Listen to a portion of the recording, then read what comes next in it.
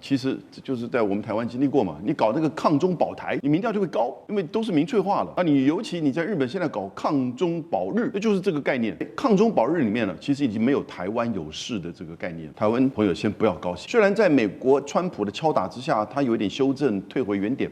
但是大家知道嘛，哎，老大哥讲话你总是要去呼应他。可是老大哥没有叫我们撤回，因此他就坚持不撤回。一间公司是来自于中国大陆的名气凌空天行，正是在军事领域，他们推出了超音速的反舰飞弹。这一款飞弹叫做御空己1000。先来看到它的这些基本档案，因为它的基本档案是直接让周边国家背脊发凉。先来看到它的射程是达到了1300公里，速度7马赫，而它的造价根据了解是70万人民币。只有传统飞弹的1/10。最可怕的事情是，它已经完成，可以做到量产，而且非常的便宜。另外，在官方发布的模拟画面中，多枚飞弹是直接锁定在日本的名古屋，还有东京周边等等的地区。尽管东京距离中国沿海1600公里，其实是已经超出了这个射程，但是根据了解，它还是足以覆盖日本多个地区。从这个美军的基地这边的冲绳，一直到九州4国，还有本州西部，根据了解都是可以做覆盖的。节目一开始，我们要来特别请教舰长如何看了这个低价量产的这一款飞弹御空己1000会如何改变整个西太平洋的飞弹规则？这一款飞弹可以直接对准冲绳美军基地、西太还有台海，对他们的威胁到底有多大？甚至有办法威胁到东京吗？舰长怎么看？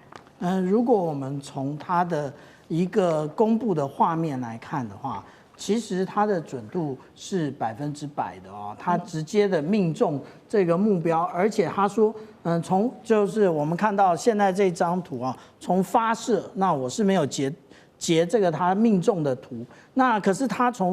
他特别强调，从发射到命中这2张的过程啊，其实代表都是实际上拍摄的，而不是使用动画啊。那但是其实它最大的效果是，其实它是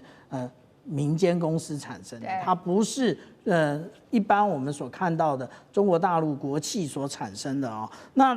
它其实有几个部分，以前我们都谈到这一种高超音速飞弹的话，其实它多半使用的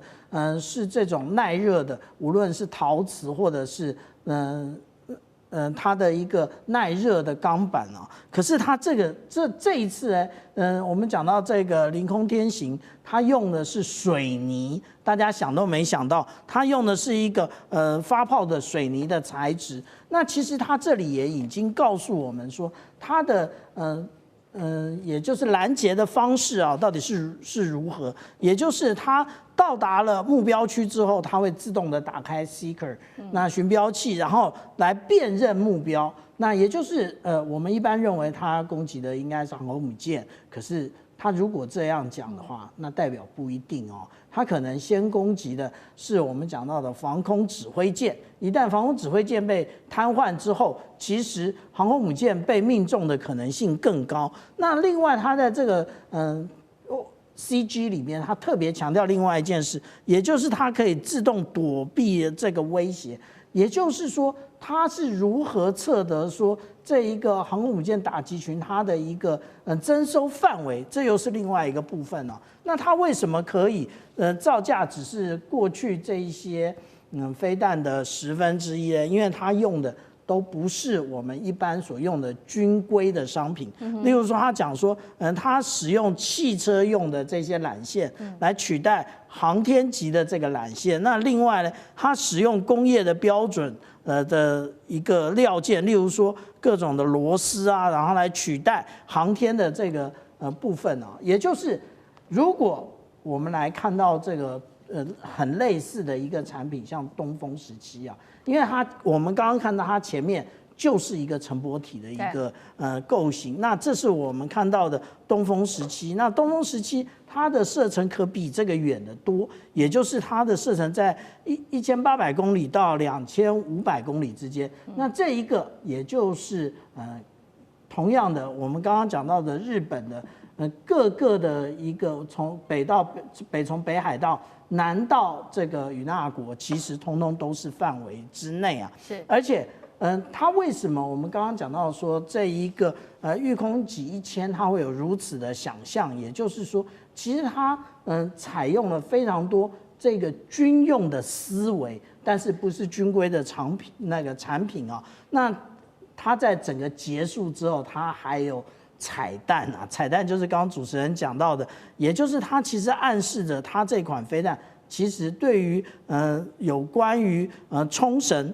九州4国以及本州的部分呢，它是可以命中的。那这我们就会想到另外一件事情，当我们讲到盾很利的时候，那我们要想到矛的本身它的捍卫能力。那其实这个就是大家现在一直在讲有关于与那国岛的这个03型的这个中程防空飞弹。其实这个防空飞弹它的拦截的距离只有50公里啊。那拦截50公里的话，那这个是现在所使用的03式。可是实际上来讲，我们看到他们现在在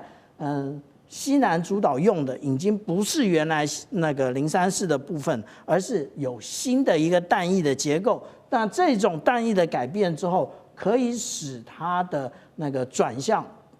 的半径更小，速度更快。这个也就是我们看到说日本要不断的在改进这些装备。那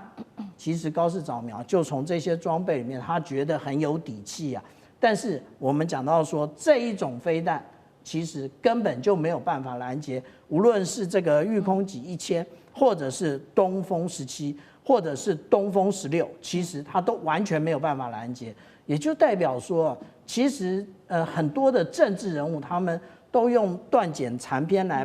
来进行判断，然后做政治的决策，反而将国家带到了一个万劫不复的地步。其实这场争议还另外威胁到现在已经整个外溢到不管是军事领域，甚至是在文化商业领域，有几个大型规模的这个文化的商演已经决定要暂停。我们先来看到对于日本的冲击又有哪些，包括了滨崎步在上海的演唱会开场的前一天临时取消，另外还有大龟珍稀的活动也终止了，面包超人还有美少女战士等等见面会、音乐剧等等全部取消，被形容是比当年韩国它部署这个萨德飞弹系统引发的限韩令还要更狠、更突然，而且具有这个羞辱性。杨老师怎么看对于日本接下来娱乐产业的威胁？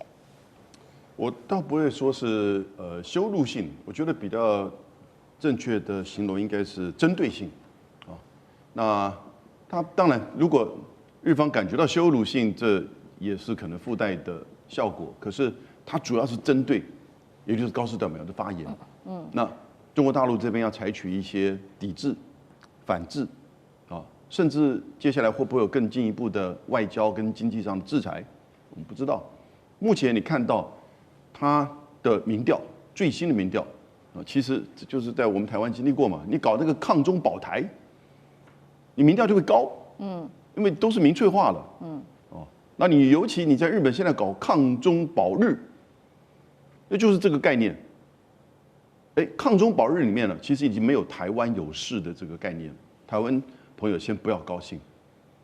因为在整个现在这个叙事的过程当中，其实它只是一种论述，但是高市把所谓的台海有事影响日本国家安全，啊，叫做存亡危机事态，那作为一个连结，而且把它直接讲出来。而且不愿意撤回，虽然在美国川普的敲打之下，他有一点修正，退回原点，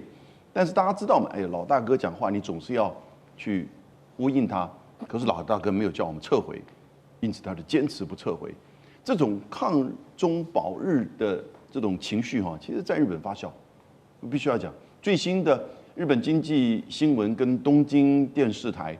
那他们都算是不算比较中间的。就是这个媒体立场上没有说偏左偏右，高市现在支持率75%，这已经不是什么小权支持率了，它已经突破小权天花板了。那也问到了有关于台湾有事，日本行使集体自卫权，其实就很清楚啊。集体自卫权意思就是说日本可以出兵，支持的认为这个言论合适的55%。不合适的30%，现阶段目前是这样子，但我觉得大概已经来到这个最高点，那接下来会往下掉。接下来你看到的中日之间的冲突、跟经济上的压力、跟后续它的政策上的问题，就会开始出现这个民调的这个影响。那中国大陆这边现在我看到的数据哈，到现在到年底就12月份，大概从中国大陆前往日本的班机总共是5548班啊，其实非常多，已经取消了904班啊，所以将近20%被取消，还是有80%维持的，所以中国大陆也不是全面性的抵制。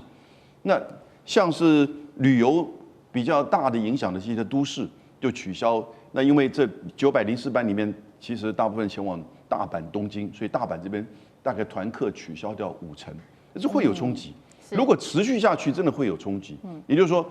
日本人可以说啊，你不来可以，别人可以来，但是这个影响还是会出现的，尤其后面的消费那差别更大。哦，所以就是你现在看到，你用外交还是经济上的，还是要用民间的。那我觉得滨崎步他这个没有观众表演到位，这个其实大陆不管是我觉得北京方面跟大陆各方面都看到了。也就会尊敬说有一些日本艺人的这个敬业度，以及很多的日本人，像石破茂，从头到尾每天都在批高市，所以还是有相当多日本人是看得懂，看得清，那也不希望说中日之间走向一直的这种冲突，所以最后就回到高市了。那高市他会不会退？我觉得短时间他不会撤回这个发言，但是不要忘记，明年一整年中美关系会是比较稳定。所以呢，日本可能最后还是要面对这个问题，要不然来自于美国压力，要不然就高市面对到中日之间的民间或经济上的压力，它最后我觉得还是会有一个动作出来。虽然说现在中国大陆限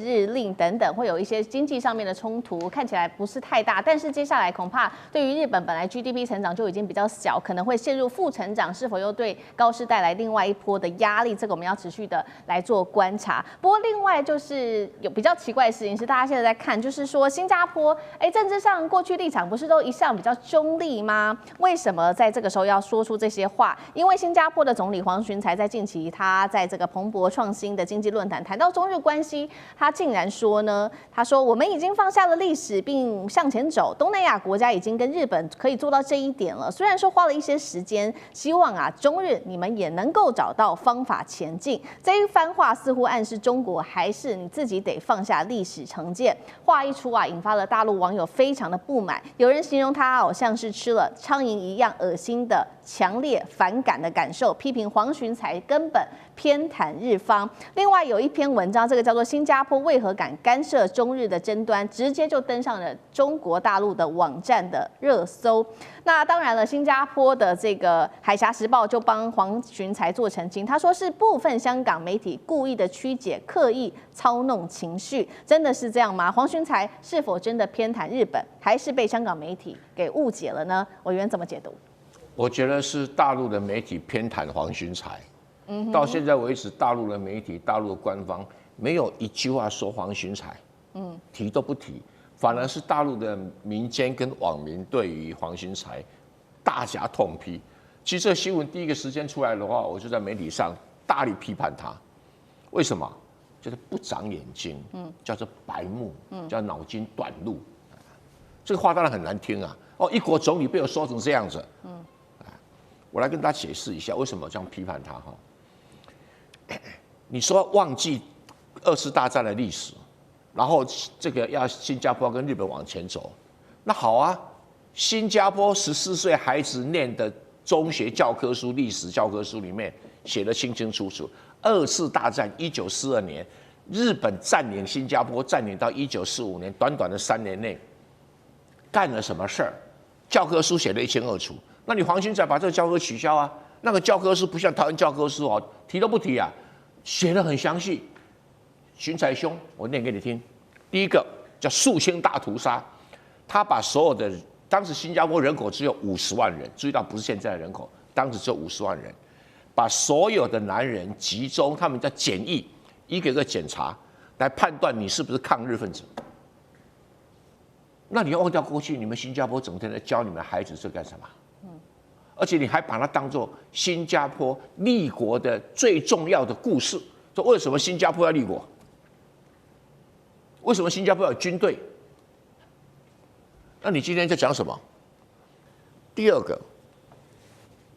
中国大陆有因为南京大屠杀、卢沟桥事变、淞沪会战、长江会战、太行山这个游击战，把它拿来当理由，所以禁止滨崎步演出吗？或者禁止日本水产进口吗？禁止日本牛肉进口吗？没有啊！你看，南京大屠杀照常纪念，寿司照常吃，92阅兵、93阅兵纪念什么？纪念所谓的反法西斯以及抗日战争胜利，什么80几周年？请问你，北京有叫大家去抵制什么日本餐厅啊？抵制日本旅游吗？没有啊！93大阅兵结束了以后，还不一堆人跑到日本去玩？10月黄金假期还不一堆人跑去玩？中国大陆没有把这个事情连在一起啊！中国大陆跟你们新加坡一样啊，就搁置不提嘛。正常交往嘛。可是现在中国大陆对于日本愤怒在哪里？你黄熙来根本没有搞清楚，这跟过去的历史是毫无关系的。因为很简单嘛，中国大陆说我要收回台湾，台湾是根据开罗宣言、波茨坦公告，今天刚好开罗宣言的80几周年，是这个我要收回，和平统一或者武力统一，你日本要插一手你日本战败国把土地还回来给我以后，你现在要插一手那你还在与那国岛、石垣岛，还叫你的防卫大臣去那边看看你们的武力设施，那边装的导弹可以打到什么地方？可以打到上海。请问你什么意思？中国人不愤怒吗？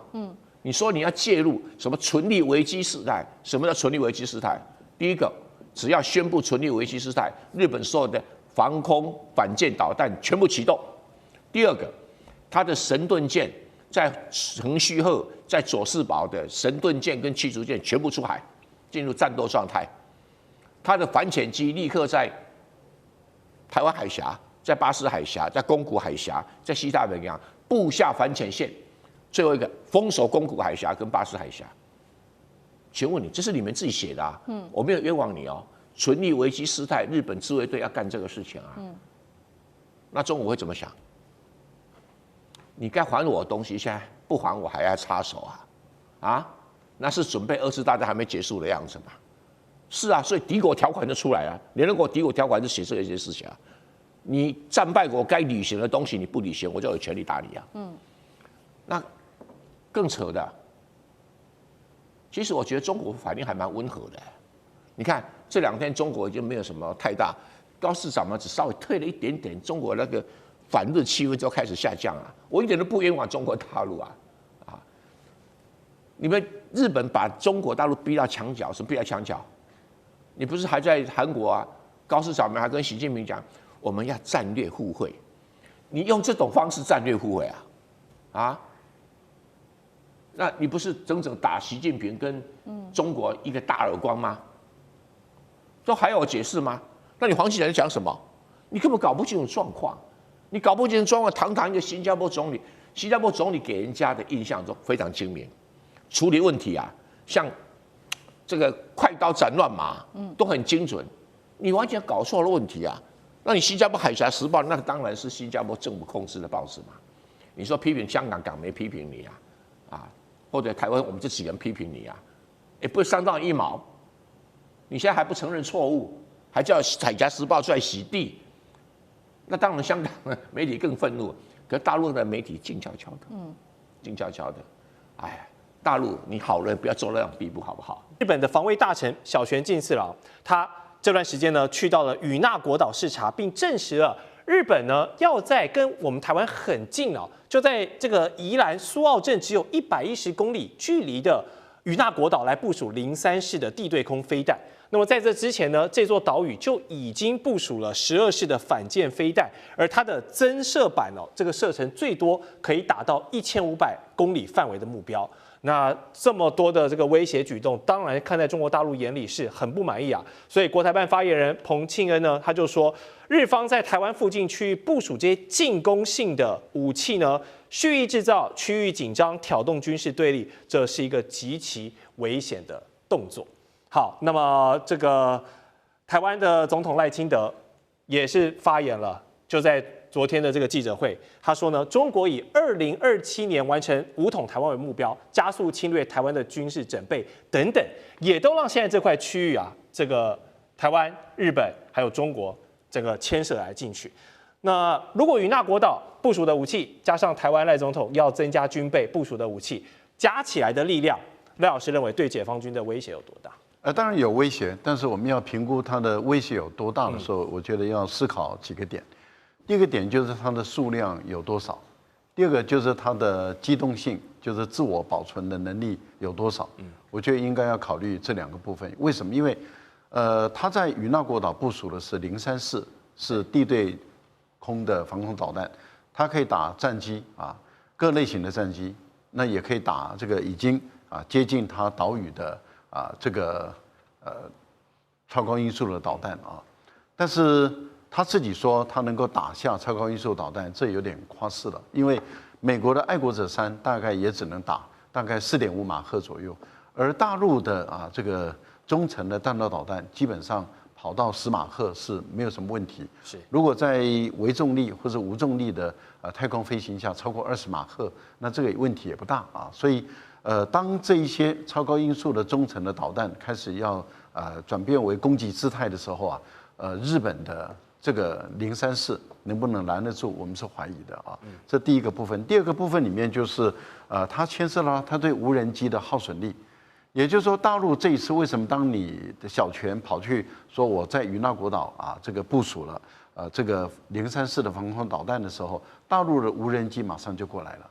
其实大陆就告诉你说，我可以用无人机去消耗你的防空导弹。那要看谁的数量多。对。那大陆的无人机，它很多都是察打一体的无人机，它甚至还有很多是攻击型的无人机，它各类型的无人机都存在。而且我们都知道，这个034的导弹，它在的有效射程不会超过50公里，一般估计大概在48公里以内。那这个距离不是很远的啊。所以我个人导师推断的就是说，如果大陆大量使用无人机还有就是用这种中程的导弹。这个对于与那国岛本身的自我防护力，它本身是有造成极大的破坏性啊，所以我个人觉得这个效能并没有日本能够夸饰那么大，它摆一个动作而已。目前在宫古海峡这个海域，它部署了一个就是与那国岛的034，另外一个就是在这个宫古海峡尤其是在石垣岛，它部署的是反舰导弹，就是您刚介绍的这个反舰导弹，12式的反舰导弹。12式的反舰导弹，如果是陆基的话，大概是200公里左右；那海基的话，大概在400公里。可是如果它用增程型的话它可以400到最远到1500公里。可是我们还是要问2个问题，第一个就是它数量的问题那如果说它的数量不够多，而且不要忘了，它是采用美国的 GPS 的制导，那它必须要确保它的电池站电站这个部分里面，它能够有效的运行。换言之，也就是说，一旦中日一旦开战的话，大陆凭借这个 GPS 在这个战区，它有这个能力所以我个人的推断是，日军的这些部署跟防御，基本上来说效能有，但是不会他们自己夸饰那么大，没有那么大，是里面有一些水分啦。但是日本的种种部署呢，也让中国最近的网络再度掀起了热烈讨论，把一个2021年就谈过的老概念再次重新来这个冷饭热炒，就是日本针对台海有事的3层计划。我们陆续来看，第一层，水陆机动团相当于海军陆战队快速夺取关键岛屿，建立前线的据点。第二层，大规模的兵力投送，还有第3层的远程的这些飞弹介入。再加上刚刚跟大家提到，赖清德总统因应近年两岸形势不断的升温，这个国防经费要再提升，预计未来的8年内呢，要投入1兆2500亿元来打造台湾之盾。好，这就有意思了。李将军，帮我们兵推一下，以目前台湾加上日本附近的几个岛屿这样的战备规划，如果真的跟解放军要动真刀真枪的时候，关键点在哪里？我们之前讲哈，这个高市长要讲说台湾有事哈，就是日本有事哈。那到底日本要干什么事哈？要干些什么？那我们现在看到这个他要水陆机动团哈，要大规模的兵力投送，然后飞弹介入。那这些飞弹什么飞弹呢？也就是小渊进次郎他讲的这种对空型的这个3式的地对空飞弹，还有这个124的反舰飞弹。那部署在哪里呢？好，部署在与那国岛跟宫古海峡。那我将这整个结合起来啊，用一个兵推的方式来跟观众说明哈，整个结合在一起。那我们先看一下哈，这个如果说啊，这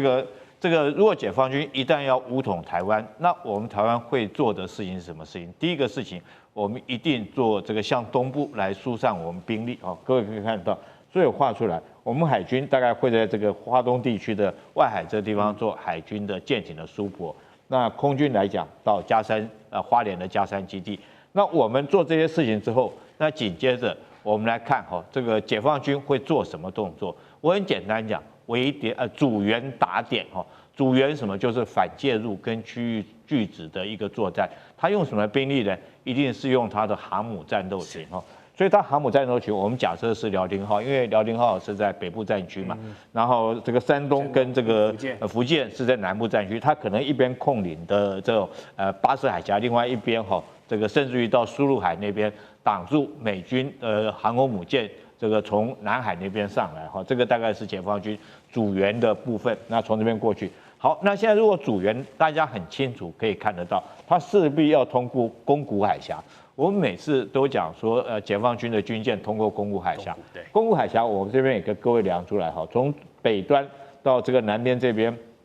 这最宽的地方海域是300公里宽。那各位看一下，我这个画这个圈圈就是124导弹200公里的这种射程。那北边部署一个飞弹群，南边部署一个飞弹群，是不是整个可以将宫古海峡封锁哈？那如果说是对空来讲的话，它可以在这个50来讲，它可以在2个这个岛中间摆一个这种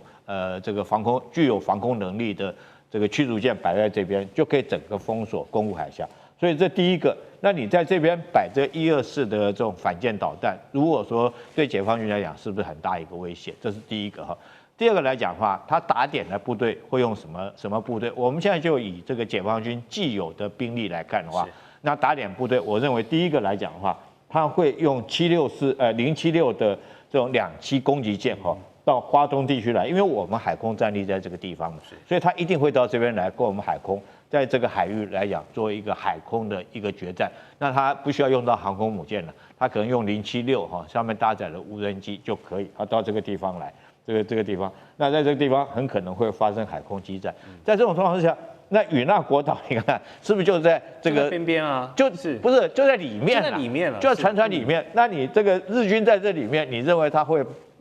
如果说要协助我们台湾作战，要对解放军发动攻击的话，那你是不是就在里面？我们试想一个场景哈，就是现在来讲，我们都在讲福特号战斗群在委内瑞拉，在加勒比海要打委内瑞拉，那你能够想象说福特号这个航母战斗群中间有一个岛啊，这个岛上面部署了俄罗斯的反舰或防空飞弹，那美军会不会跳脚？这道理就在这个地方。那你想想看，这个与那国岛，这就是为什么小泉进次郎要在与那国岛部署地对空导弹，然后解放军来讲会在这个地方才严正的抗议，而且会跳脚的原因就在这个地方哈。那再来我们第三个，它的这种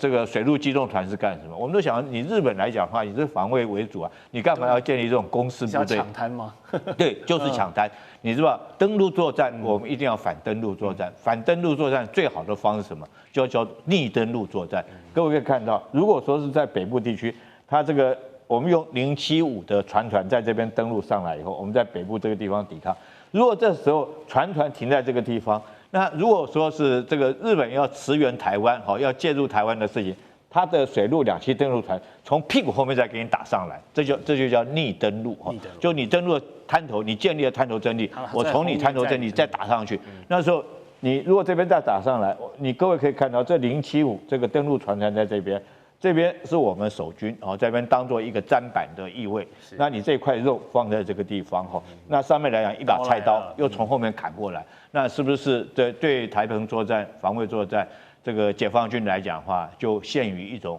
不利的状态，它必须要有效的阻止这个机动船水陆机动船团来登陆。当然，这都只是一个兵棋推演的一个想定，可是我个人来讲，是依据小泉进次郎讲的话，还有这个我们台澎防卫作战汉光兵推的一个常态，还有说是这个一般的登陆跟反登陆的一个作战的一个模式，模拟了这个状况来跟各位观众做说明，为什么这次解放军会这么跳脚。好，谢谢将军哦，每次都有这种亲自手画的独家的内容在我们节目上曝光。刚才谈了一些日本或者说自卫队或者是小泉这样的这个长官呢，他们这样的一个想法，但是台湾这边是怎么想的？赖清德宣布投入1兆2500亿，要打造台湾之盾，让台北股市这几天的军工题材又变得火热起来。但这些都是老百姓的纳税钱，具体会用来补强哪些战力？是说要发展不对称的作战吗？还是来添购一些高科技的武器呢？怎么做钱才花在刀口上？我以为你很了解。1兆2500亿大概就是400亿美金。400亿美金，赖清德说分8年来做国防特别的经费，那表示1年啊，这个8年就5840，1年多了50亿美金。50亿美金，我们现在基本上1年大概已经有250亿美金，3%嘛，对，250亿美金的一个军费，如果再加上这个40亿美金，就将近要300亿美金，对啊，所以将近300亿美金这样的一个军费，那多出来这个40亿可以打造一个台湾之盾。什么叫台湾之盾呢？就是我要有岸基反舰导弹，可以攻击中国大陆的船队。第二个，我要有足够的防空导弹，不管是我自己研发的，或者是爱国者飞弹增购的，那我可以做攻打这个解放军的飞机、战斗机的。那第三种，我要有足够的可以接管无人机的。所谓接管，就是大陆无人机来，那一个无线的。无线的我可以抓到它频谱，把它控制下来，让它不会攻击到我们的基地、雷达等等，或者是可以把它击毁的。那这个叫做无人机的这个防空系统等于是低空防空系统。然后再来呢，就是对于火箭炮，那大陆上的火箭弹好不好防卫，目前没有技术上的资料可以做判断。那基本上它用的是铁穹系统。可铁穹系统是可以用那个哈马斯的火箭炮，可是不能够用火龙弹这2码档次是不太一样的东西。因为大陆的火箭炮大概打个100公里，那火龙弹可以打到400公里以上，所以这2个区别很大。我们不晓得说，赖清德有什么技术的档次可以打造这个，但是如他所想的，他可以阻挡火箭弹、火龙弹。可以阻挡无人机，可以阻挡这个战斗机，也可以阻挡这个导弹对不对？当然，赖教授在笑，赖老师笑出来了。不然你要知道有梦最美嘛，好吧，希望相随。最美好，所以他打造这个叫做台湾之盾，也就铜墙铁壁，你解放军的攻击力道会被我这样消损掉消损掉。那这个某种程度来讲，算是不对称作战也对了也算是不对称作战，但是可以增强多少这个战力？那我倒是不是很乐观在俄乌战争发生之前，我就认为俄罗斯一定赢，对乌克兰一定输。可能当时很多人觉得我意见太过唐突了，那现在证实我的判断对。我的判断的基础只有一个，就俄罗斯1年它的 GDP 将近3兆美金，乌克兰1年大概只有600亿美金，巨大的差，3兆跟600亿，这个差距有点远吧可是如果要我来判断，现在台海两边，大陆现在是18兆美金的 GDP， 台湾是8000亿美金的 GDP， 我的老天爷，这个差距比俄乌战争更大这是第一个问题。第二个问题的话，现在台湾的军费如果到了，我刚才讲了快要300亿的话，快300亿，300亿美金就是5%的 GDP 台湾要气喘吁吁才挤得出这5%的 GDP 每一个人缴税啦或等等，或者节衣缩食才能到这个阶段。可中国大陆只要1%就是1800亿，1%就是1800亿，何况他们现在的军费只占 GDP 的1.6%，他随便加个1%，对不起，很轻松的啊。任何一个国家如果在没有到达3%以前，都很容易应付。那请问中国大陆加个1800亿，我再怎么加才300亿，然后368，这6比1，是这个战力再怎么补强，我都没办法。一个军备竞赛，台湾是一定输，一定输。然后你军备竞赛输，你说要靠我的兵源比较多，你兵源比较少。你说我要靠我武力比较强，我武力都买的中国大陆自己做的啊，它成本就比我低，所以数量会比我多。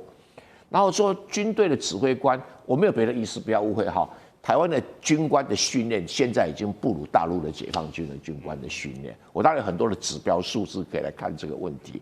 那一个军队里面没有好的士官，没有好的军官，那这个军队是没办法打仗的啊，打一定输，就跟乌克兰一样。为什么？他第一波的时候士官都差不多死光了，那个将军们都很清楚，一个军队没有士官可以带，你上面再会指挥，一点用处都没有。所以士官就是陆军部队的灵魂啦。那台湾在这一块，薪水那么低，没人要干，干个几年就走路了。所以来的士官都是没有什么太多经验的士官，不像大陆的士官啊，动不动就是5年、10年的经验。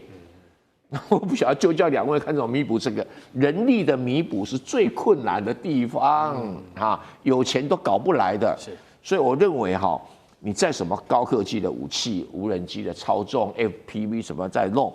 这个跟大陆档次都差很远。是，那人力啊、素质啊等等差距一总概算下来的话，你这个台湾之盾哈，只是台湾捕破网。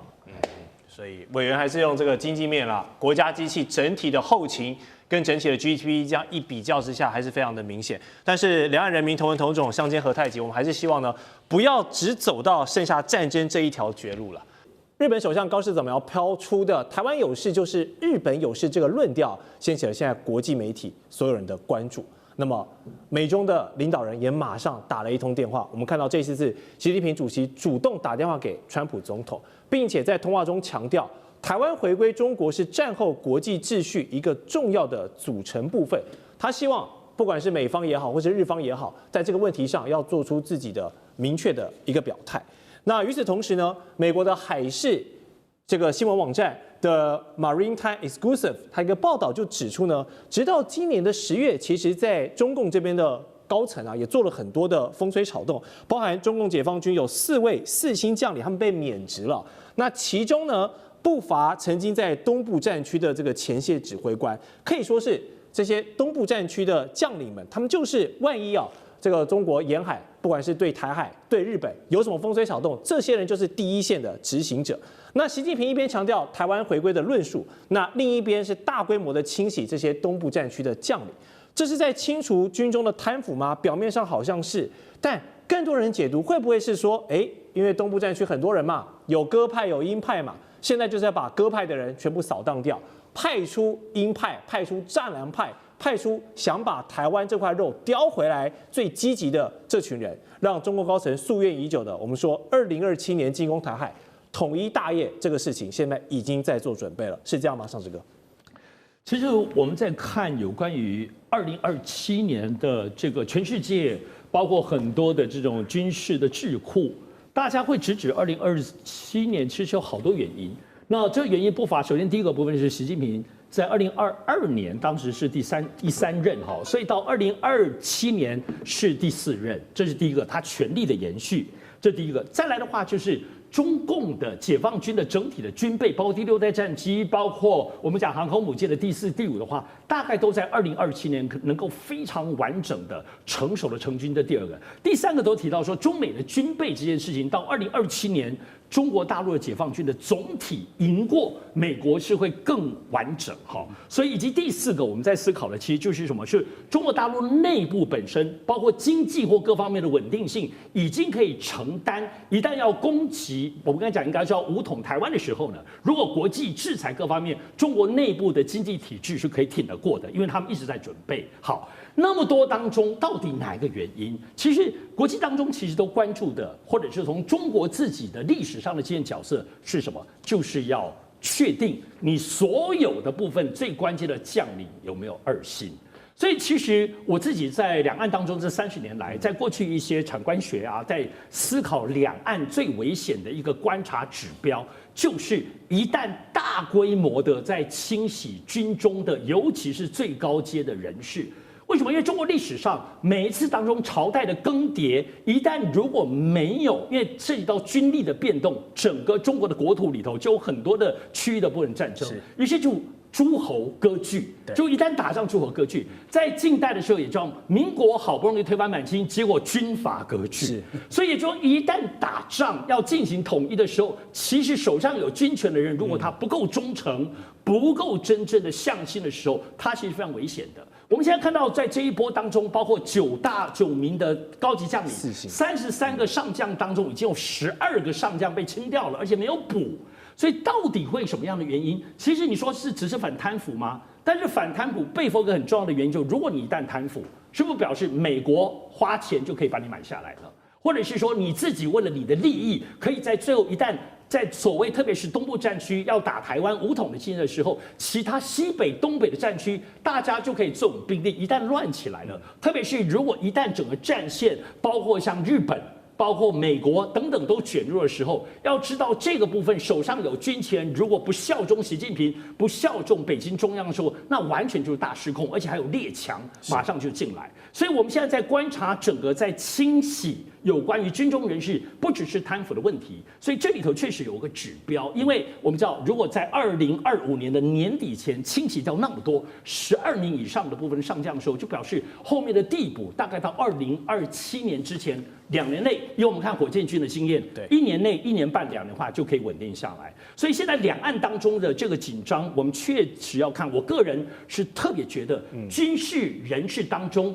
的清洗是指标两岸。我们都知道，今年的部分已经很确定，9月10日，中国大陆已经是推进两岸所谓推进统一了。这个部分不只是对台湾民众宣说，是对14亿民众的同胞也都是讲要推进统一了。所以军事是恰好是一叶知秋。是好，这个上次哥帮我们点出了从高阶军事将领的人员调动呢，就可以看出这个中共在实务规划，尤其是在统一这个议题上呢，现在步伐是迈开了。好，那全球现在再度聚焦台海局势，还有当中的各种政治博弈跟诡局。中国央视也重提了日本曾经在2021年呢，就针对台海有事，其实就模拟过了3套剧本，这不是什么新东西。但是因为首相的一句话呢，又被考古挖出来了，并且上了中国的网络热搜。我们从曝光资料可以看到，这计划的核心呢，大概有分成3个层次啊。第一层就包括了水陆的机动团快速夺取关键岛屿，然后建立前线人的据点。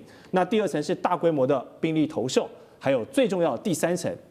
飞弹的介入等等。好，所以日本台海有事的剧本，这不是什么新鲜事了。但这一次，首相在公开的场合从他的嘴里说出这句话，引发了这么大的风波。2个问题想请教这些大使：一，台湾有事就是日本有事，日本是玩真的吗？还是万人响应、无人到场的漂亮话？2，就是中共解放军对于这套计划，我们说日本设定的3层计划，有没有什么解放？就是最重要的是加强战备力量。这个事实上，2016年开始，日本就已经在这个所谓的西南诸岛，就是我们讲的琉球群岛，从最南到最北，全部加强军事的部署。那最南的一个岛就是最近这个小泉啊，他去到的这个与那国岛。与那国岛距台湾110公里。那小泉最近就是明白的说明，他说要在这个与那国岛部署034中程防空飞弹。那过去事实上与那国岛，我们得知的消息，它在上面的部署了所谓的这个监侦的设备，也就是侦察观察的侦察的这种雷达设备。是。那飞弹上舰的话，这一次连型号都讲得非常清楚。当然，这个034的中程飞弹防卫部署，非中程防卫它是大概是针对防空的，大概是50公里以外的啊，50公里左右的。那是不是还有更远程的打击量？我们不得而知。可光就这一点，中国大陆的这个外交部的发言人毛宁就已经昨天在记者会里面提出关切，说日本在距离台湾只有110公里的这个岛屿上啊，部署攻击性的武器哈。这个是非常危险的举动。那可是这个日本在这些岛屿上有所动作，已经有多年了。只是目前就是说中日关系紧张啊，它这个问题变得更敏感。而且在最敏感的时候啊，日本的国防部新任的国防部的小泉部长还特别跑到与那国。是，你知道与那国离日本是1000里之外，离台湾只有110公里。所以呢，他特别强调这么一个对日本来讲非常的所谓以前我们应该讲说外岛，最偏远的外岛啊，这么重视啊，其实也象征了日本对于这个他的这个琉球群岛这个防卫是多么的重视。包括刚刚讲了，他这个整个的目标其实大部分就是什么战备。你说我们从与那国岛往北走，往北一直看与那国、石环岛、宫古岛、下地岛、那霸岛，再到奄美大岛，它每一个岛现在都在加强军备。军备的方向就是3个，第一个什么？增强驻军，像这个与那国岛以前是没有驻军哦，对啊，现在上一次消息是160人，160人，因为它那个岛很小啊，对，非常小啊。那宫古岛是600人。那宫古岛它的最高的那个山点是500公尺，上面设了一个强力的雷达。那另外它的这个所谓的这个什么，它的这个飞弹对空，我们刚刚讲的034是对空，它这个宫古岛很明确，它还有对舰，地对舰，对着海面舰艇打的，两者皆有啊。那另外一方面，在这个我们在石环岛也是一样，都是在这个方面人员装备，然后都是远程打击能力的这个装备上去。那再接下来就是琉球本岛，琉球本岛本来日本驻的这个军队它是属于旅团级，可是这2年它提升到师团级，那配员额是4000到5000人之间，所以是兵力加重，然后呢，这个火力加强，然后呢还有很多新的设施。那在比较靠近这个日本本土奄美大岛，它修了很多的机场，因为它土地比较大，而且大部分都是运输机的机场，有3个可以进行运输机的机场。那另外整个来讲的话，日本事实上我们讲2021年的这个计划，它预备在刚刚也讲了，在那个各个岛屿总共设置130个飞弹的仓库，所以就变成就是说人员扩充，然后呢弹药增加，然后呢武器的性能提升，那还有就是它的监察、电战能力电子作战能力、反干扰能力全部都加强。所以呢，这个在这个2次大战以来，过去琉球是属于美国在管辖，现在日本的自卫队已经把它当做一个攻击前沿了。因为为什么不是攻击前沿，而是防守前沿呢？也有说他要把这个将来的战斧飞弹也放在上面的话，战斧飞弹有的就可以打1000公里以外，所以呢就变成这个对日本来讲是一个极大的改变。那你说琉球群岛有这么的受到威胁吗？好像也没有。所以在他这个在加强，比如说这个与那国石环岛的时候，这上面的军事的整个的部署当地老百姓都非常的反对。对，因为他们就说，本来我是无武装的，那不会变成军事打击基地。那你现在变成武装了以后，又有远程打击别人的能力的时候，那真正情势紧张的时候，他就可能被打击。所以呢，这个对于与那国岛、对于石环这几个非常靠近台湾这几个岛，他们越离这个日本远，越离这个台湾近的，他们这个老百姓心里面都是蛮抵制的，可是看起来日本加强这个琉球群岛整个的人员的以及装备的人员的部署、装备提升，这是一个既定的计划。而且进行的速度非常的快。了解。好，因为一句台湾有事论，让中美日三方的领袖呢，现在都为此通话。那我们台湾的长官们有什么表态呢？来看到行政院长卓荣泰25日就针对习近平声称台湾回归中国是战后国际秩序重要组成的部分，他表示呢，中华民国台湾是完完全全的主权独立国家，所以没有回归这个选项。纽约时报则分析习近平向川普提出了一个不同的论述论点就是在中美二战的时候呢，曾经是并肩对抗法西斯主义跟军国主义的伙伴因为日本二战的时候又侵华又偷袭珍珠港嘛，所以是中美两国共同敌人，这个没有任何的毛病。那不该让台湾这个问题来动摇曾经的历史纽带。那习近平试图用二战的叙事来拉拢川普，但后者呢似乎没有要接这个球，没有要去提这件事情，那继续维持美方一贯以来对台湾议题上战略模糊的这个立场。那不知道这是两人认知上的差异呢，还是就是一个避讳，我不想跟你主动掉入到你的陷阱里。那乌克兰的结局已经对于大家全世界已经是个血淋淋的案例了。台湾生活在这边2300万的人，我们可以认为这是一个什么样的启示？干哥你的看法？所以你看刚才大使所讲的这一段非常重要。为什么？我为什么要在西南诸岛然后建立飞弹的仓库？然后他一直没有提到海上自卫队。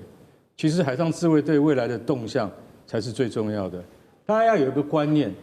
日本海上自卫队现在是全球第4强了。它只是一个自卫队，错了。它的实力超过多少国家？它只输给中国、俄罗斯跟美国而已。它现在是第4强，它随时可以变得更强。海上自卫队就是这么强。好，但是碰到了中国，它就没辙。为什么？因为中国的规模已经不是你可以想象，连美国都不敢想象。所以高市早苗现在在玩危险的棋。你在接近台湾的这些周边岛屿部署了这样子的武器，甚至你还有什么水陆机动团？水陆机动团就是海军陆战队，这个最敏感。你只要部署了水陆机动团的意思就是什么？你派了最精锐的部队到这些岛屿来，那就是台湾有事，马上就可以动起来。所以水陆机动团绝对不是来玩的，它是很可怕的部队，是日本自卫队里面的精锐。自卫队到现在规模不到15万人，你就派了水陆机动团来，这代表什么意义？就是要干预，万一台湾有事的时候，马上就能够介入，或者马上就能够拒止，这是最大的意义存在这边。所以习近平这次他讲了一句，他既然提到了二战的叙事，对，可是让大家非常感到，因为其实中国在2次大战的，就是说解放军他所扮演的角色，在历史上从来不是他们要强调的对象，因为他们承认是由国府来打这场战争的。但是这一次他们必须要拿出来，为什么？他说，中美在二战期间并肩抗击法西斯主义跟军国主义，我们应该好好维持着这个几十年来的共同的特性跟成果，所以希望川普能够重视这件事情。那其实老实讲一句，中国在就说我们10月25号的台湾光复节的时候，台湾光复没有什么活动啊，台湾本身都没有什么活动，大陆那边是大做文章。大做文章是什么意思？就是必须要去回顾历史，知道说台湾是从日本占领底下光复的。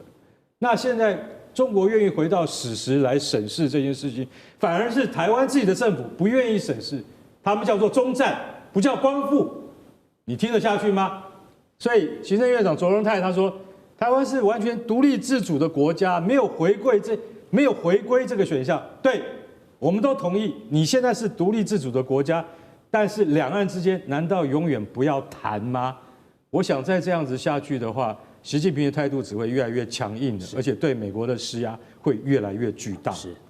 好，两岸人民同文同种，所以我们还是不希望看到两岸真的有这个兵戎相见的一天天佑台湾。那如果说现在中日外交还是旅游还是经济的问题呢，大家还可以打一些装傻，打一些模糊仗战略模糊的施展空间。但是在军事方面的叫板叫声呢，就会更硬更直接了。我们来看到中共解放军旗下的账号中国军号已经连续1周啊，他们在社群媒体 X 上面发布了许多的军事备战的相关影片。我们请导播来带大家看。这些影片里面呢，哇，又是很多这种雄赳赳、气昂昂，然后非常壮大、壮盛军容、耀武扬威的感觉还暗示了万事俱备，只欠东风哦。那这个东风大家都知道，可不是打麻将等胡牌是实打实的超音速导弹。那么中国外长王毅呢，他也是很了解日本事务的外交高层，他都警告了日本领导人讲了不该讲的话逾越了这个不该逾越的红线，并提出了3个绝不允许。所以杨老师，你认为，如果中国2025年已经面对到美国这么多方方面面，从这个科技、贸易、政治所有的刁难与挑战之后，如果他现在再贸然开另外一条战线，跟日本死磕到底的话，这样做划不划算？我认为中国大陆现在了解进入到21世纪，中国要发展、要崛起、要建立起中国梦、民族复兴，你第一个要处理中美关系这2个大国之间的关系。第二个呢，他要处理台湾问题，而台湾问题是中美关系的重要的环节。他过去正如蔡委员所提醒我们的，他觉得可能日本大概举无轻重，可以跳过了。结果没有想到高市的这番谈话，使得日本的右翼整个浮现台面，而不是点的浮现，它是整个面的浮现。所以他现在在战略上应该了解到，他必须要也同时处理日本。从北京的角度，高市的谈话有3个层面为什么他这么重视？第一个，台湾问题；第二个，历史问题；第3，安全环境问题。3个都一样重要。台湾问题牵扯到的就是说，因为高市的发言可能是暗示的有武力介入的空间，所以当然这种曾经侵略中国、殖民台湾50年的，现在又要武力介入，那这个当然台湾问题很敏感。那这里面也牵扯到就是历史问题。高市所代表的30年来，他对于战争、靖国神社、慰安妇、南京大屠杀的这些质疑甚至否认，就代表的整个其实日本的右翼今天这不是死灰复燃它根本是完全的浮现出来。所以他认为历史问题也是中日关系现在一大的关键。那第3个，安全环境，这个可能更严重，也就是日本现在已经浮现变成在第一岛链上，从菲律宾到台湾到日本都作为美国的代理人，甚至日本自我标榜成为副警长，而会介入到这个岛链上其他的地区，像是台湾问题。他之前去年这1-2年，其实也在菲律宾上面也使力很多，军事准入条约出售一些军舰，就是海警船给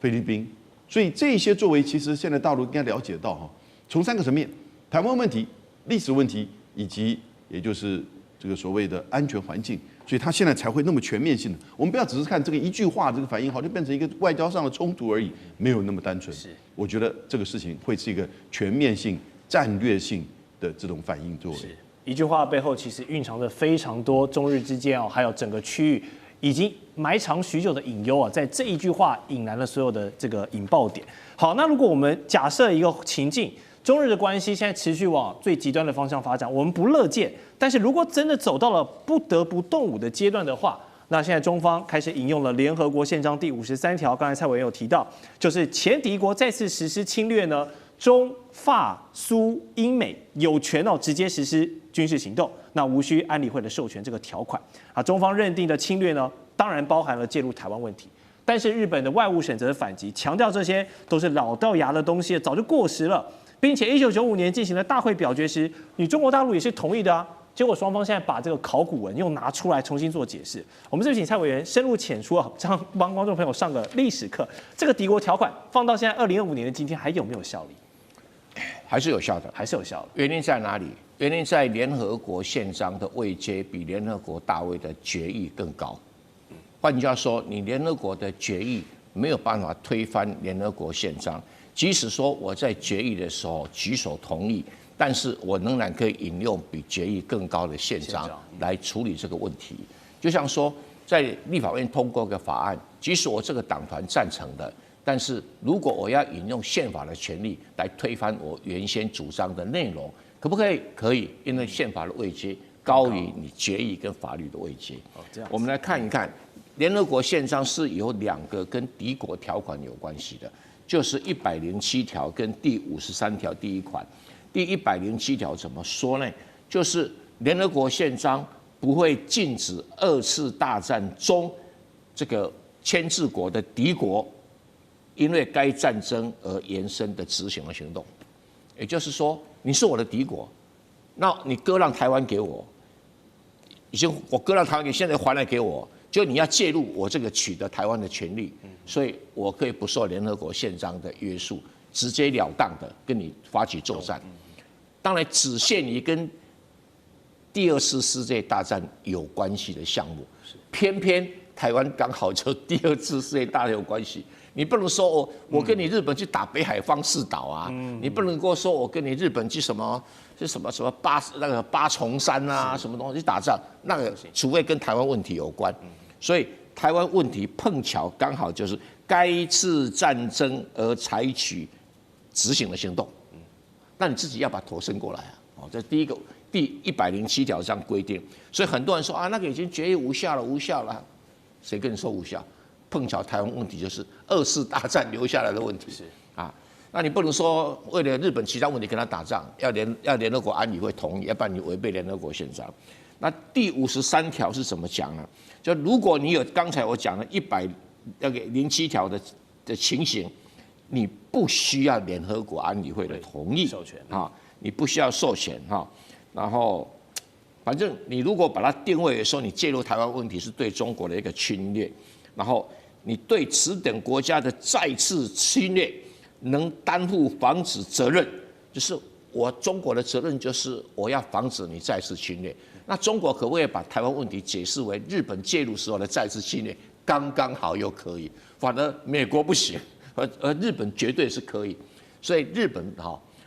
不要轻忽这个敌国条款的法律作用，好像说中国已经解除日本是敌国身份的时候，这个条文就不在。对不起，这条文从来没被修正过。那我中国随时可以不接受决议，我可以否决决议。为什么？因为联合国大会的决议是没有约束权，除非是联合国的内部事务。2758号决议案刚好又是内部事务，因为我要决定谁是会员，谁不是会员，是我联合国内部，跟别人无关。但联合国大会没有办法去决定，加沙走廊要不要和平，只有安理会可以所以它的运作是这样的运作。那我们只能说，中国提到联合国的敌国条款，刚刚好在法律战上面已经立于不败之地。好，现在手上有一张牌了哈，那就看双方是不是捞更多的牌，累积到一定的筹码之后呢，就要来做一个拼牌的较量。好，中日的外交隔空交火，然后还有刚才翻出这些历史的条款来做解释。当然，在军事动作上面也是不少。中方就发出了航行的警告，从11月23号到12月7号，连续2周要在渤海地区进行实弹射击，冲着谁来不言而喻。日本方面，防卫大臣小泉进次郎也在日前呢去到了冲绳的自卫队基地去视察，还顺道访问了宫古岛、石垣岛、与那国岛等等。他也宣布要加速在与那国岛的飞弹基地部署跟地下掩体。好，如果双方真的擦枪走火了，日本知名的生物学者早稻田大学的名誉教授，这位池田教授他直言跟中国开战的话，日本是必败无疑的。那前首相石破茂也批评高市早苗，真正该讨论的应该不是台湾有事等于日本有事，而是要如何避免台湾有事好，我们就从双方隔着一条东海。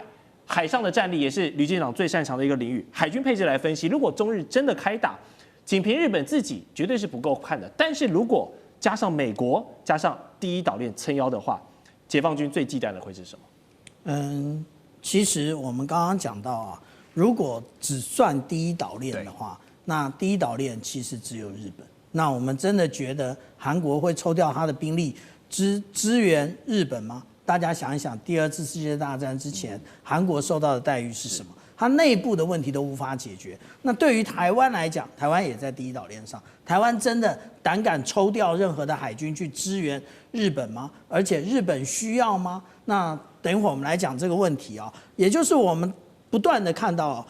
中国大陆其实在这种无论是渤海或者是黄海的军演，但是其实这些都是例行性的，跟日本一点关系都没有。我们看到21号他所发布最新的辽航警495的话，其实它只是在大连跟旅顺的附近，那甚至呢都还没有进入黄海啊。那也就是说，这一个区域经常发布这样的一个军事任务。为什么？因为其实大连它有任何的，例如说055万吨驱逐舰，它可能要进行海试的话，它会用这一块。而且旅顺呢，它最近有非常多新的装备也是如此。可是今天我们又看到了另外一个，就是刘公岛这个地方也会进行实弹射击。可是这个实弹射击呢，它的距离非常的短，它只有它的半径1海里。那半径1海里，直径2海里，也就是算出来也不过就是3.7公里而已。在刘公岛这个地方，也跟实际上不要讲说跟北韩、南韩、跟日本更是没关系。但是我们要特别注意一件事情，刚刚主持人特别问了有关于美国的态度是什么。我们看到啊，这是日本的一个智库，四川平和财团，他之前提出的一个群岛防御的一个概念。那他这个是2017年提出来的，提出来的时候，我们可以非常清楚的看到美军的角色，也就是日本，他要负责第一岛链的防务。那接下来美军的无论是隐形战机或者是航空母舰打击群，都会从第二岛链来驰援。可是我们看到2023年，同样的一个智库，它又提出了2.0，它有新的更新。它更新了之后呢，我们看到了什么？它将这个各型飞弹的射程呢，都进行了调整，因为日本还是获得了很多的新装备，无论是自制或者是外购。那但是我们在这上面有看到美军的角色了吗？没有了。意思也就是我们讲到的有关于美国是不是会来驰援是一个很大的问题。那有关于与那国的问题是这样啊，与那国其实它上面已经不是荒岛一片了，它现在盖了非常多的一个雷达站哦。那在这个雷达上面，我们可以看到，它就是24小时1年365天全时开启的，所以它有这么多雷达，也就是今天开 A， 明天开 B， 然后但是我要全盘的能够掌握那个与那国北边以及跟台湾之间的一个所有的一个船只的动态啊。那我们看到了这么多，其实我们刚刚还看到了这一张哦，这2张照片，也就是我们看到了美国美国的陆战队啊，它搭乘了 CH-53超级种马的这种直升机，直接落在与那国上面。它其实这张照片，其实它是提供由与那国提供它热加油，也就是它实际上它没有停机，还在加油。那另外呢，我们看到它就是人员的整补的部分啊。所以其实美国也不断的在加强整个日本西南诸岛的一个防务，但是有用吗？没有用，因为美国不会来的。